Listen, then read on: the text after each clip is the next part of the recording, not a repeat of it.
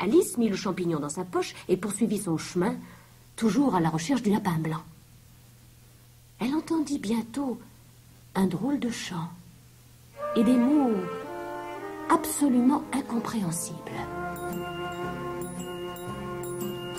Fleurs d'ajour, les rhododendrons, j'irai les comblés dans les vagues, on frimait vers les pétuniaux et les montmartres en gras. Alice se demanda d'abord quel était cet animal bizarre, qui avait un sourire tout à fait étrange. L'animal apparaissait, disparaissait, comme s'il s'effaçait d'un tableau. Et quand il disparaissait, seul son sourire restait visible. Qu'est-ce que ça peut bien être encore? Vous avez perdu quelque chose? Non, je me posais seulement une question. Ça n'a aucune importance. Un petit moment. Second couplet. Fleurs d'ajour, les rhododendrons, j'irai les comblés dans les vapes, on frimait vers les pétuniaux.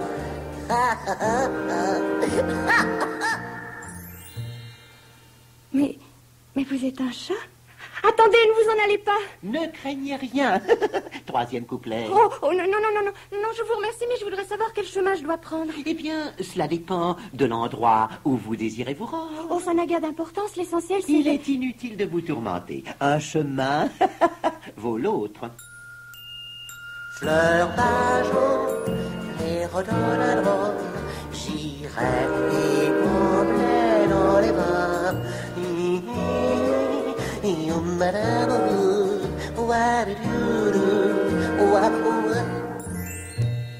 Oh, à propos, si vous tenez vraiment à le savoir, c'est là qu'il est passé. Mais qui donc? Un certain lapin. Vous en êtes sûr? Sûr de quoi? Qu'il est allé par là. Qui donc? Eh bien, le lapin. Quel lapin? Mais vous venez de dire il y a une minute. Oh, c'est agaçant. Savez-vous vous tenir sur la tête? Oh! Toutefois, si moi, je cherchais un mignon petit lapin, j'interrogerais le chapelier Toqué. Le chapelier Toqué? Oh, non, je crois que... Ou alors, le lièvre de Mars, en allant dans cette direction. Oh, je vous remercie, je vais aller voir le lièvre. Et naturellement, il est fou lui aussi. Mais je n'ai aucune envie de voir des gens complètement fous. Oh, mais il n'y a rien à faire, parce que tout le monde est fou ici. Vous avez peut-être remarqué que je n'ai pas toujours toute ma tête. Alice ne tarda pas à rencontrer le lièvre de Mars et le chapelier Toqué. Ils avaient dressé une grande table couverte de porcelaine et invitèrent Alice à prendre le thé sans pourtant jamais lui en servir la moindre goutte. Ils semblaient tous deux complètement farfelus. Un joyeux non-anniversaire. À qui? À moi. Un joyeux non-anniversaire. À qui? À moi. Soufflez très fort sur la bougie et le vœu s'accomplit. Un joyeux non-anniversaire, mon cher.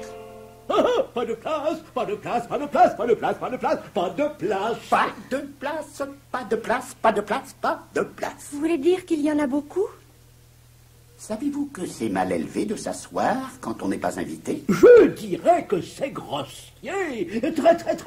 Très grossier. Excusez-moi de vous déranger, mais j'ai trouvé votre chanson si jolie qu'en l'écoutant, j'ai eu envie de vous voir. Alors, elle vous a plu, notre chanson? Oh, que voilà une délicieuse enfant.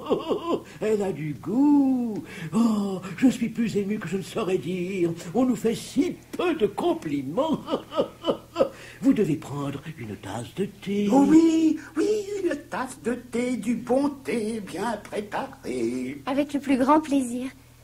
Excusez-moi d'avoir interrompu votre goûter d'anniversaire. Merci. Vous disiez? Oh, mais ma chère enfant, il ne s'agit pas d'anniversaire. En fait, c'est le contraire. Nous étions en train de fêter notre non-anniversaire. Non-anniversaire? Ma foi, je ne saisis pas ce que vous voulez dire. Mais c'est simple, pourtant. De janvier à décembre... non, voyons. 30 jours par 12, ça donne un anniversaire. Et c'est un non-anniversaire.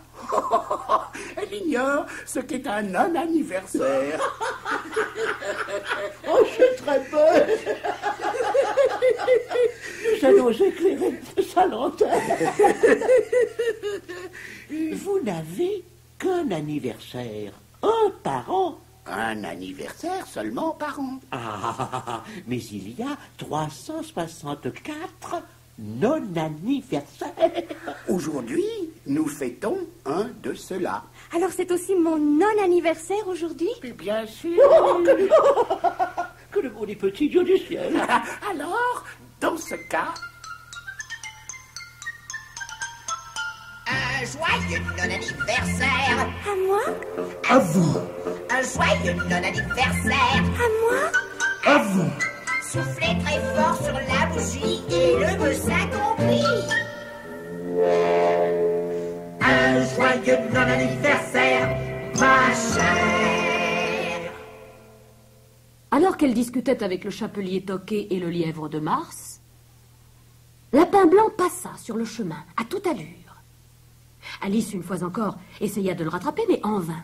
Mais où allait-il donc, toujours si pressé? Alice, qui n'avait cessé depuis le matin de courir par tous les chemins, se sentait lasse. Elle décida de rentrer chez elle. Mais pour cela, il fallait sortir de la grande forêt où elle s'était perdue. J'en ai assez de toutes ces sottises. Je rentre à la maison directement et le plus tôt sera le mieux. Ce lapin blanc, qu'il aille où il veut, ça n'a aucun intérêt. C'est lui qui m'a entraîné jusqu'ici. Forêt de Toulguet. Curieux, ça ne me rappelle rien. Je serai contente quand je pourrai sortir. Oh, ce serait si agréable de trouver quelque chose de raisonnable et de sensé. Oh. Défense de marcher sur les mômes-rates. Les mômes-rates? Oh, un sentier, quelle chance! Oh, je savais bien que j'en trouverais un tôt ou tard, et en me pressant, j'arriverai peut-être à la maison à l'heure du goûter. Oh, c'est Dina, mon petit chat, qui sera contente de me revoir. Est-ce que le temps peut me paraître long? Oh, je vois des chemins partout. Je suis perdue. Je n'arriverai jamais à sortir d'ici. Voyons, réfléchissons. Quand on est perdu, j'ai entendu dire que le mieux à faire, c'est de rester où on est et d'attendre qu'on vienne vous chercher. Mais personne ne pensera à venir me chercher ici. Oh, je suis bien punie. Ma sœur avait raison. Si je l'avais écoutée, je ne serais pas ici. Mais malheureusement, j'ai eu un vilain défaut. Je sais très bien ce que je dois faire, mais hélas, je fais tout le contraire. C'est pourquoi j'ai tant d'ennuis sur cette terre.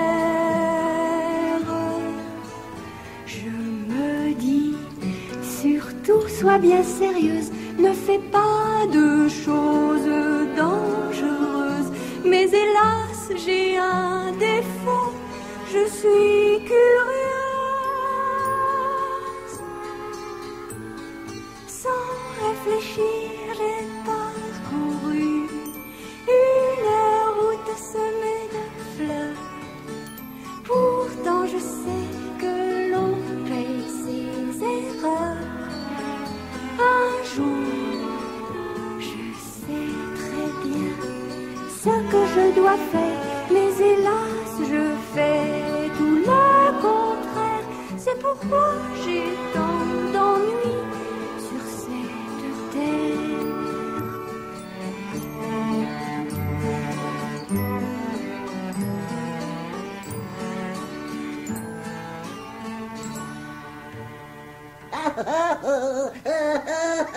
Et les mômes-rates vont en...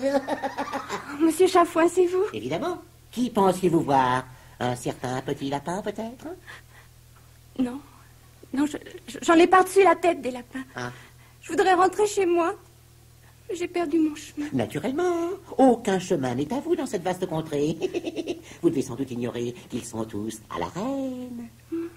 Je n'ai jamais rencontré de reine. Que dites-vous? Vous n'avez jamais rencontré... Oh, Dès qu'elle vous verra, la reine sera folle de vous, complètement folle. Et les mômes ratent vont encore. S'il vous plaît, où est-ce que je trouverai la reine? Eh bien, ce chemin vous y conduit, ce chemin-là aussi. Mais ils sont vraiment un peu trop longs. Je préfère ce raccourci-ci. Qu'en dites-vous?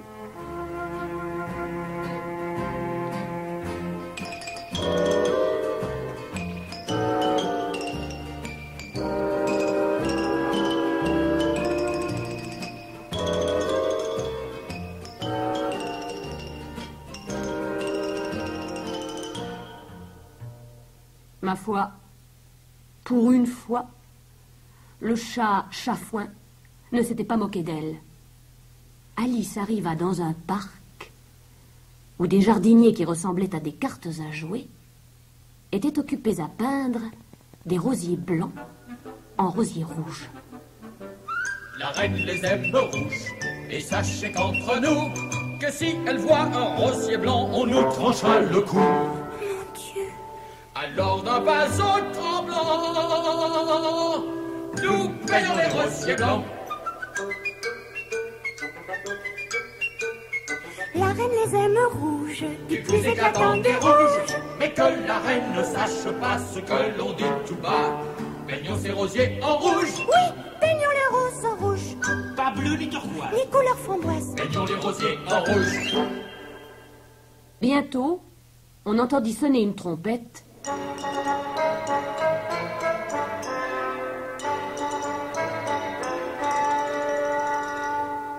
Et un as de trèfle annonça « Sa Majesté la Reine de Cœur !»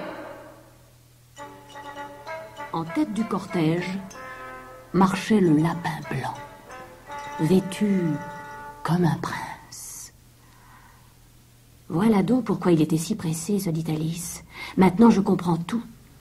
Tous les soldats, tous les personnages étaient des cartes à jouer. La reine était-elle une grosse dame à l'air méchant, et le roi, un tout petit personnage qui se cachait dans les jupes de la grosse reine. Oh! Qui ose peindre mes roses en rouge? Qui ose peindre mes roses en rouge? Qui a souillé d'un rouge épais mes plus jolis rosiers? Il faut qu'on punisse ces traîtres, on leur coupera la tête. Oh, je vous en supplie, il faut être indulgente. Qu'est-ce que c'est que ça? Un instant, laissez-moi voir, ma chère. Ce n'est sûrement pas un cœur. Pensez-vous que ce soit un carreau? Mais non, c'est une petite fille. Oui, j'espérais que... Levez la tête, parlez distinctement et ne tortillez pas vos doigts. La pointe des pieds en dehors, faites de la révérence, ouvrez la bouche, ouvrez-la, grande, grande, et répondez toujours oui, oui, Majesté. Oui, oui, Majesté. Maintenant, veuillez nous dire d'où vous venez et où vous allez. J'essayais de trouver mon chemin pour rentrer. Votre chemin? Sachez qu'ici, tous les chemins sont à moi. Oui, oui, je l'ai entendu dire, mais je croyais que... Faites de la révérence au lieu de croire, et sachez qu'une tête, ça se coupe. Oui, Votre Majesté. Je voulais demander seulement... C'est moi qui pose les questions ici. Est-ce que vous savez jouer au croquet? Oh oui, oui, Majesté. Alors nous allons faire une grande partie. À vos places, par ordre du roi. Vite, vite, vite, vite, vite, vite, vite. Battez les cartes, coupez les cartes, distribuez-les, toutes les cartes en position. La partie de croquet fut un véritable supplice pour la pauvre Alice. Au lieu de maillets pour frapper les boules, on se servait de grands flamants roses qu'on devait tenir par les pattes.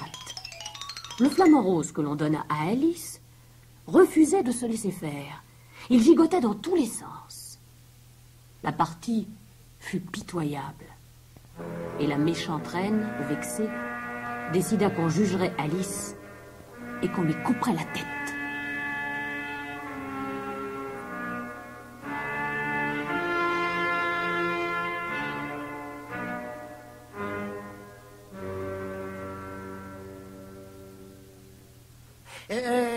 Votre Majesté, membre du jury, loyaux sujet de Sa Majesté... Ah oui, pardon. Et le roi, l'inculpé au banc des prévenus, est accusé d'avoir poussé la reine de cœur à faire une partie de croquet et de l'avoir par la suite... Mais c'est... Par la suite et par malice, volontairement tourmenté, excité, exaspéré, de telle sorte que notre bien-aimé... Oh, passons ces détails. Arrivons au moment où j'ai perdu mon sang-froid. Oui, a forcé la reine à perdre son sang-froid. Alors, est-ce que l'accusé est prêt à entendre la sentence? La sentence? Mais auparavant, je dois être jugée. La sentence d'abord. On vous jugera après. Effronté. Mais c'est contraire à la loi. La loi, c'est moi, jeune Péronnelle. C'est une belle loi, votre majesté. Vous avez compris, mon enfant? Hein? Coupez-lui la tête. Mais ma chérie, oh, mais il faut entendre les témoignages. Oh, si on faisait venir au moins un petit témoin, peut-être. Oh, fort bien, mais qu'on se dépêche. Le premier témoin, héros, le premier témoin. Alice en avait assez. Elle se rappela soudain le petit champignon qu'elle avait dans sa poche. Elle le prit et croqua le côté rouge. Aussitôt, elle grandit et redevint une vraie petite fille. Elle quitta vite le pays des merveilles en courant à travers les forêts, les plaines, les rivières qu'elle enjambait d'un saut.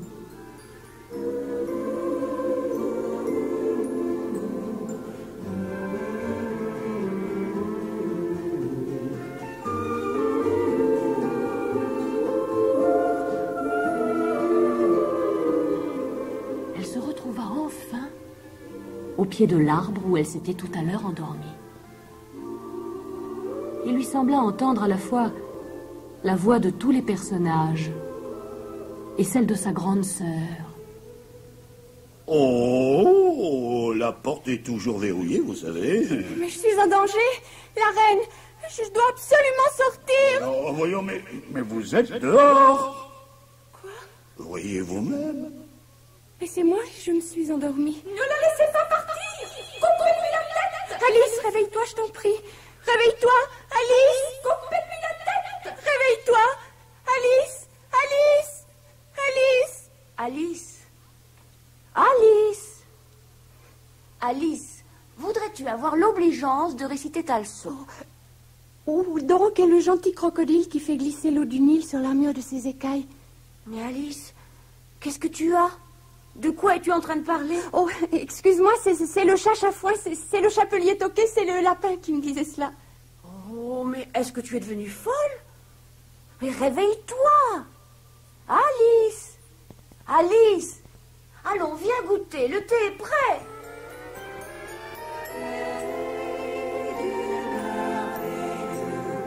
Joli pays.